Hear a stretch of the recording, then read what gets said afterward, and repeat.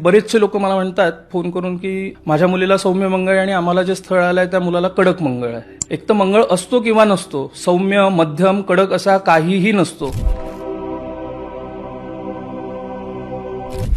तुम्हाला एक सांगतो, मला काही वर्षांपूर्वी एक फोन आलेला, तर त्या व्यक्तीनं आपल्या पत्रिकेत शनी मंगळ आहे आणि आपण कधीच यशस्वी होऊ शकणार नाही हे एवढी फक्त एक तात्पुरती थातूरमातूर माहिती होती. त्या माहितीवर त्याने दोन्ही मुलांना मारून, पत्नीला मारून स्वतः आत्महत्या केली. तुम्ही ऐकलं असेल की गावी अंगात एखाद्या बाईच्या देवी येते, काही त्या देवाने एवढी फुरसत नाही की तुमच्या अंगात यायला. तर इच्छाशक्ती म्हणतात ना, इच्छाशक्ती काही करू शकते माणूस. म्हणून तो एखादा असा सडपातळ माणूस सुद्धा तो न उचलणारा दगड उचलून घेतो इच्छाशक्तीमुळे. तुम्हाला एक सांगतो, मला काही वर्षांपूर्वी एक फोन आलेला कल्याणहून. मला वैवाहिक सुख नाही, माझा नवरा मला अतिशय छळ करतो, मारतो, हे ते.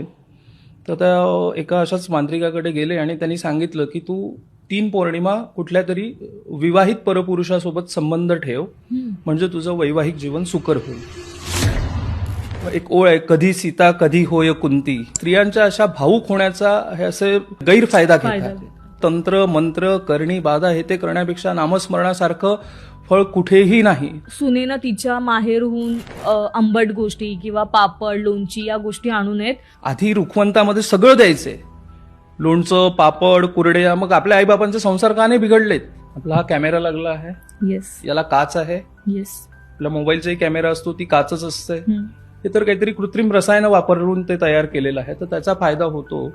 तर आपण ही आपल्या खाणीतनं निघालेली रत्न, याचा का फायदा होणार नाही?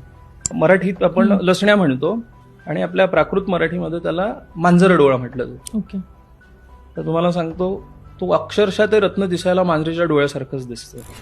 रात्री कधी मांजरीचे डोळे बघा तुम्ही घाबराल.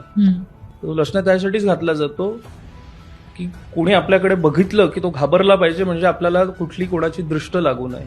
नक्कीच रत्न जी आहेत ती फायदा करतात, पण परत मी सांगेल, खूप रत्न वापरायची नाही.